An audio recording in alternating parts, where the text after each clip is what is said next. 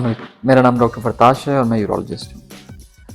हमारे माशरे में जब एक लड़का जवान होना शुरू होता है या बलूगत में कदम रखता है तो उसमें बहुत सी जिस्मानी और जहनी और जज्बाती तब्दीलियाँ आती हैं।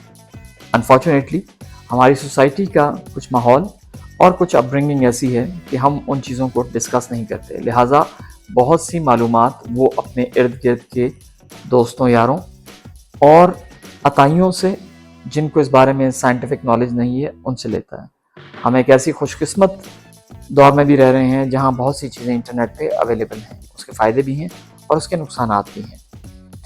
बहुत सी तवाहुमात जो फैलाए जाते हैं हमारी सोसाइटी में, उन तब्दीलियों के हवाले से वो ऐसे हैं कि हमारा जो नौजवान है वो आइसोलेशन में या तन्हाई में उन चीज़ों को सोचता है और शर्म के मारे किसी बंदे से या किसी शख्स से डिस्कस नहीं कर पाता।